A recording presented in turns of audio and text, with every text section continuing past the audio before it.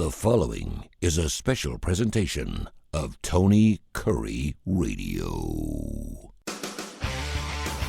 From hot dogs to cool kitties, this is Darkside of the Pooch. Welcome back to Darkside of the Pooch. He is Dr. Reb Stewart, Rossbridge Animal Hospital in his orifice. I am Tony Kurre, of course, home of Tony Kurre Radio. So one of our longest running shows. I think you were you not our first show I think we ever did on Tony? I might be. I might be the original show. From the basement over at the other house, and I called you up and I said, man, I'm trying to start this thing and I just need some content. I need some shows. And you came up and you threw me a couple $100 and you're like, let's go. And from now on, and all of a sudden we've got an official sponsor with Ed's Pet World and Sasquatch Toys and Comics doing fantastic. And next thing you know, we got thousands of viewers and watchers every single week, and it's just been fantastic. So it's been great.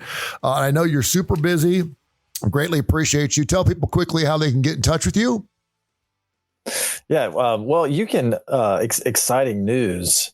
Our website's being overhauled, so now we have a contact me button. All right, and so you can just hit that button, and it'll take you to a form and it gives us an email. But you can also call us at 208-0301, or you can email us rossbridgeanimalhospital@gmail.com. You can still email us directly, and you can find us on Facebook. Okay. I found this story, and we're pretty light on this show. We've talked baseball cards and we laugh a lot. We talk about the Bible and things like that. And normally before I start the show, I usually put in Google the word pets, and then I put in news, and something will come up. And this story came up today, and it's super sad. But I wanted, but it does have something to do with you, and I want to get your thoughts on it. Can I throw with you me away? Personally? Well, yeah, it's about a veterinarian. Oh, wow. So okay. a talented UK vet has killed himself with his surgery's animal euthanization drugs due to distress over rich owners callously putting down their pets to avoid paying for treatment. According to his mother, Dr. John Ellis, 35, was under considerable stress after having to kill pets just because their owners were unwilling to fork over for treatment until it was too late to save them, his mother said. He eventually killed himself by sneaking out of his office a dose of euthanization medication big enough to put down a large dog. The vet had shared his profound sadness over the animal's deaths, which he felt could have easily been prevented. His mom said he just found it destroying. He said, I've got somebody saying they won't pay to help their animal, yet they're sitting there in a brand new car outside. The vet from New Hampshire told his mother other people were just really struggling, would do anything to save their animals. Dr. Ellis told his family he was going to his office to pick up a package on November 6, 2022, and then told a nurse that he was going to pick up the medication to put down a friend's dog at home. Instead, he put himself down. To further this point, and this is why we don't just read headlines, but the inquest heard the vet also planned to dump his longtime partner, whom he'd be secretly cheating on, and that he'd been suffering from sleeping problems as well as money woes that left him sleeping in his car when he was on call. So there was other parts to the story, but the headline read, vet kills himself with euthanization drugs and distress of pet owners putting down their animals to save money. That may have been the straw that broke the camel, no pun intended. You are at the Rossbridge Animal Hospital. You are at a very nice place. It doesn't, just because you have a nice place doesn't mean it's very classy and it's top of the line. It doesn't mean it's more expensive. You just do great service and you're in a very nice part of town. You're at Rossbridge Animal Hospital. God has taken care of you and you've taken care of God, and that's why that worked out. So I can see where you perhaps have some owners of pets that perhaps are pretty well off. But you and I have discussed this. You don't have a lot of people that just say, well, now we've discussed, like, if something's going to cost $3,000 or $4,000. I had that situation several months ago. I decided to go ahead and put the money in. It laid me back a little bit. I gave it everything I got. Unfortunately, our little guy didn't make it. But how often does this happen to people? And have you ever had someone just leave their pet there? No. And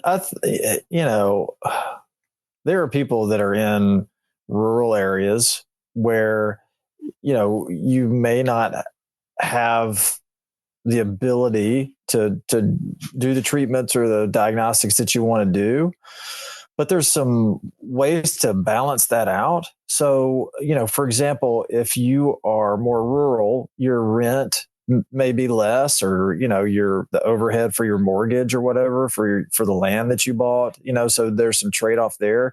Usually your staff are, their wages may be a little bit less. I mean, because let's just be honest, if you're in a more rural area, the going rate for certain things is less. Yeah. So, there are ways around that, but the things that you can't get around are the cost of goods sold.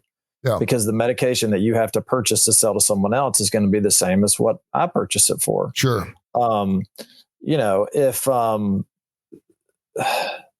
veterinary medicine has a pretty high suicide rate as it is. Yeah.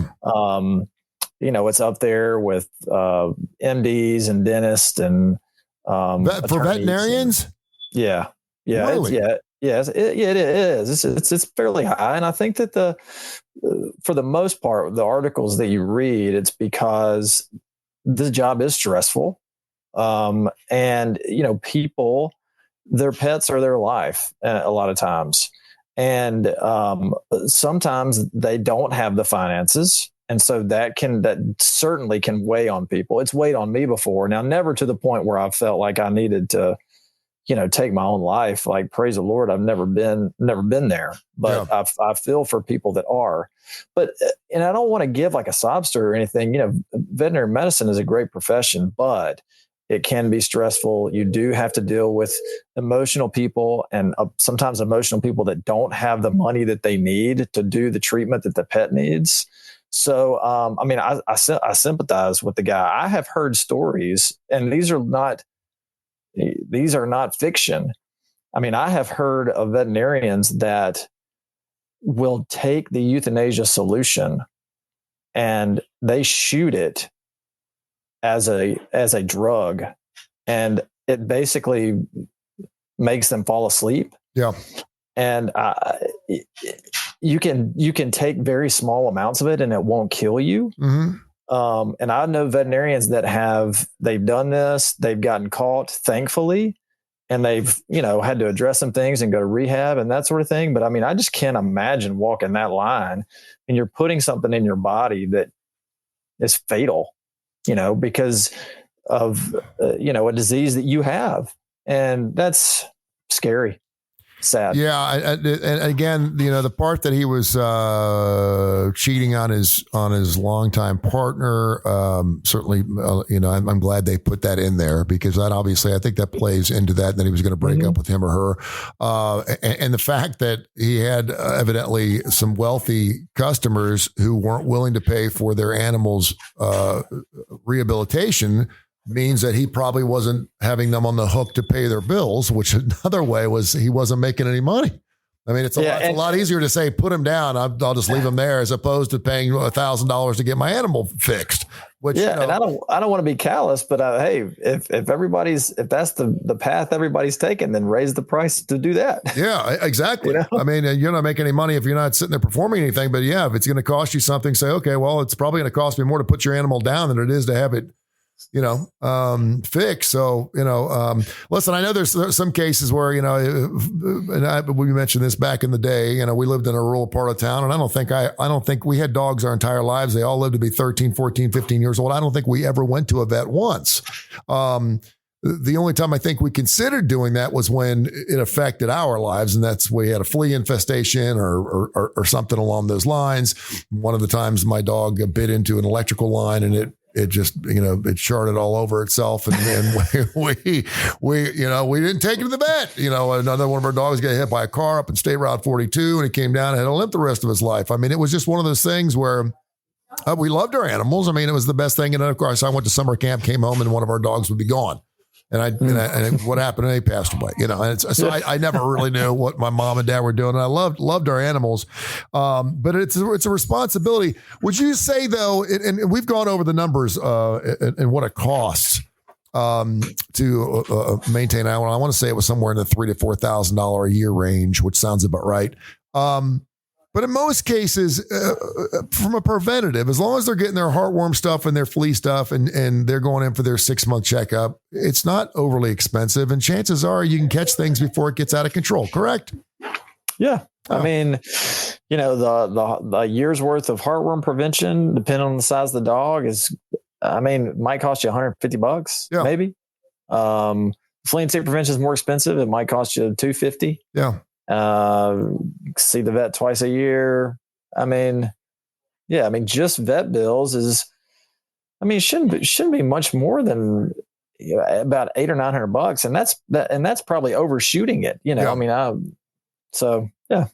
Yeah, and the other thing, it's funny, and I'm guilty of this because I don't always bring my animals right in. When you guys will notify me and let me know, hey, listen, so and so is due for an update or whatever like that, and then I'll go to try to get him a haircut, and they're like, no, this dog doesn't have, like last time I went, the dog needed a flu shot. It had to have a flu shot, or else they weren't going to cut it. I said, what?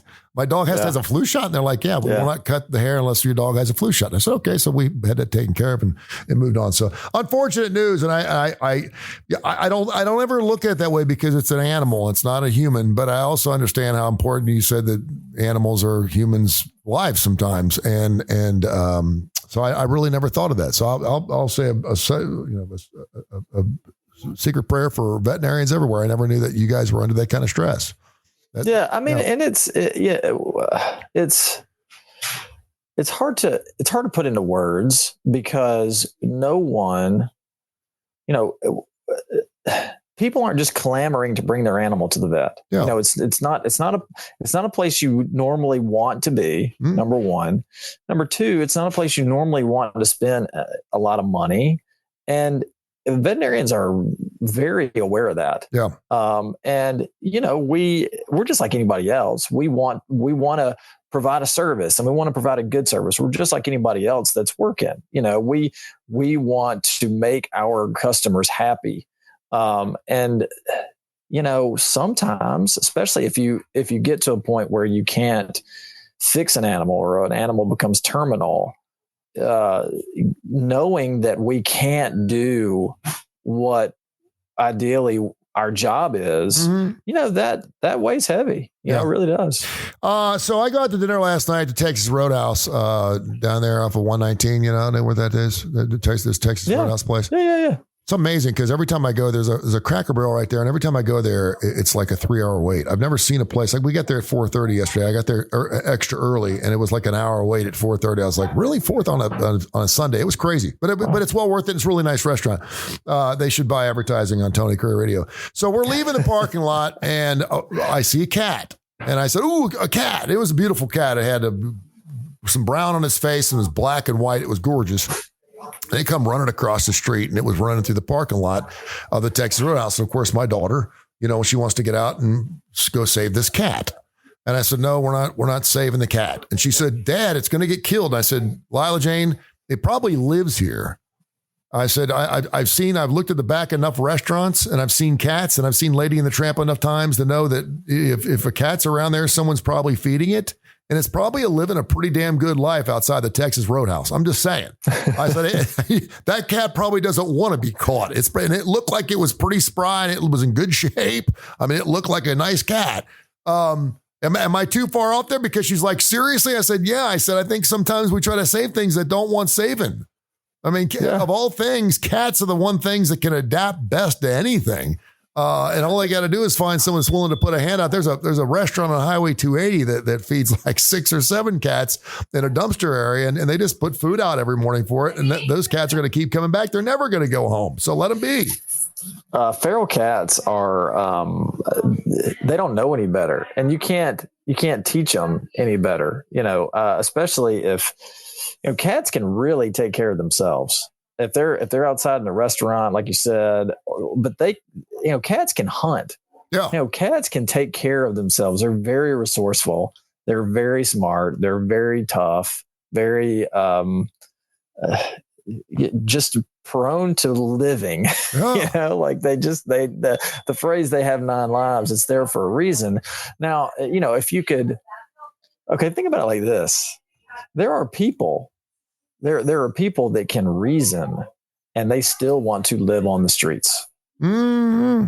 Yeah. There really are. And I'm not even talking about drugs. No, there are communities of people, mm-hmm. and they would rather live on the street. So if there are people that would rather live on the street, cats are going to be, cats are the same way. If you could say, hey, listen, you could come with me, You're never going to have to fight for food. You're always going to have a warm place to sleep. You're never going to have to worry about getting eaten by something else. Well, sure, the cat would come in, but you can't do that. Yeah. Like the feral cat is perfectly happy doing its thing. Oh yeah, I totally agree with it. And in a long ways, like Lady and the Tramp, it's kind of a sexy, sentimental, kind of beautiful thing. I mean, I looked at that cat and I thought that cat's got it pretty good.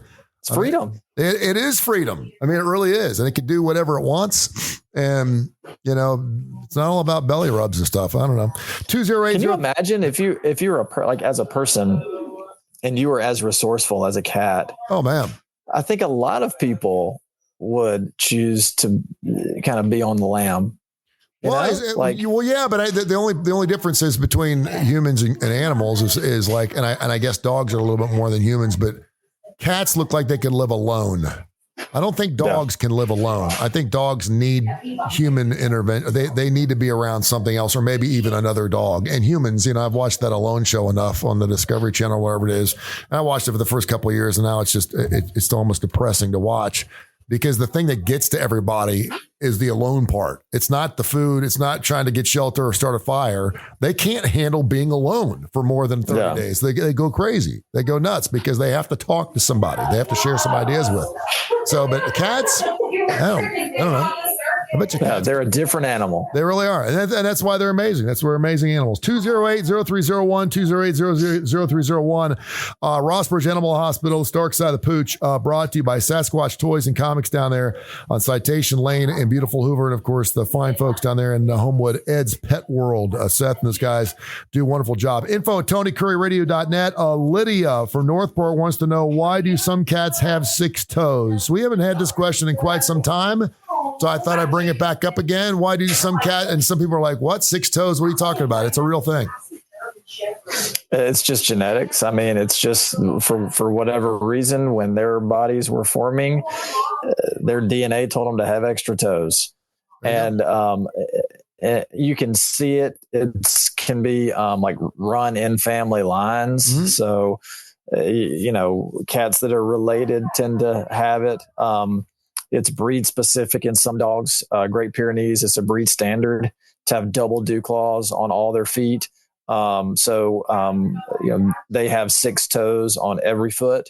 And if they don't, then there's a decent chance they're not a purebred Pyrenees. So if we don't just see it in cats, we see it in dogs. It's not, there's no cat where it's a breed standard. It's a mutation. And not necessarily a bad mutation, just means that you got to clip more toenails. There you go. Stewart in Inverness wants to know, he's got a cat. He's like, he's got a cat that doesn't want to be touched. He's got a cat he wants to touch. He said he's had the cat for about a year. He wrote this really long email. It was kind of funny. I should read it, but he's like, I'm doing everything I can to try to warm this cat up to me, and the thing just doesn't want to have anything to do with me. Is there anything I can change about this cat? He was hoping to have a lap cat, and now he's got this cat that obviously doesn't want to be anywhere near him. Is there something he can do? Catnip on the back of the head or something, or what are we doing here? Did he say what the cat does when he tries to hold it? He said it won't even let him hold it. He'll sit there and it'll walk up across the thing, and the minute he puts his hand out to touch it, it takes off. Yeah. It's a pretty common thing for owners to ask, because it's one thing if a cat comes to you. If a cat comes to you, sits by you, wants to cuddle with you, that's most cats. But also most cats, if you pick them up and if you put them in your lap, they're not going to stay there. Yeah. So that's most cats in general. So when you get a cat, I think that you have to understand that the cat is in control. And when the cat wants affection or hang out with you, it's up to the cat. It's not up to you. So it's really common. I mean, I guess if he wanted to do anything, he could, be sure that the cat's not, uncomfortable for some medical reason. And then if the cat's just really stressed or anxious, you could put it on anti-anxiety medication. Yeah. But have a lot of treats, I'm sure he's tried that. But honestly, if you want something to sit in your lap and be calm and look for affection, probably want to get a dog. Steve in Northport as well. Are rescue cats harder to reform than rescue dogs? Oh man. Okay. I think rescue cats will leave you alone more and will cause less trouble. But it's just like in our last email, they may not give you that bond that you want, you know? Mm-hmm. Rescue cats are not going to be, in my opinion, very aggressive. Yeah.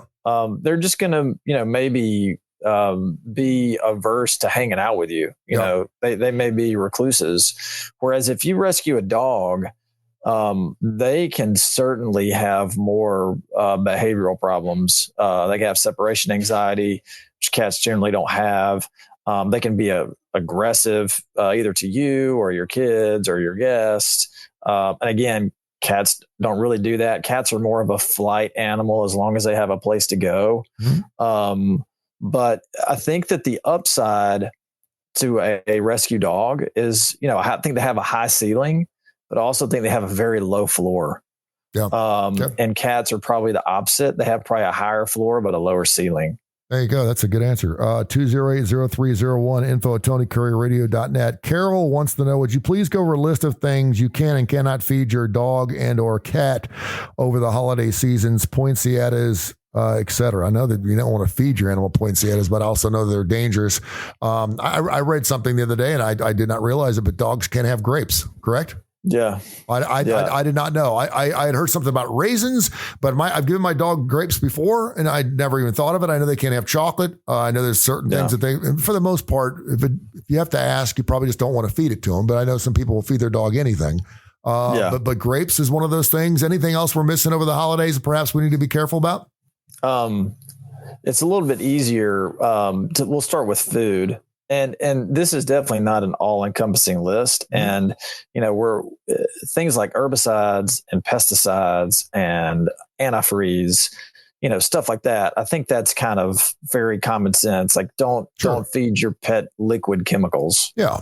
But grapes and raisins and chocolate, milk chocolate or dark chocolate. Dark chocolate is worse, but then the baking chocolate is the worst. It's the absolute worst. Okay. So don't do that. Just a little bit would kill them. I mean, if you use that baking chocolate, it doesn't take a whole lot, especially for a small dog. Wow. Okay. They can eat. I mean, a big dog can eat a decent amount of milk chocolate and not have any problems. Yeah.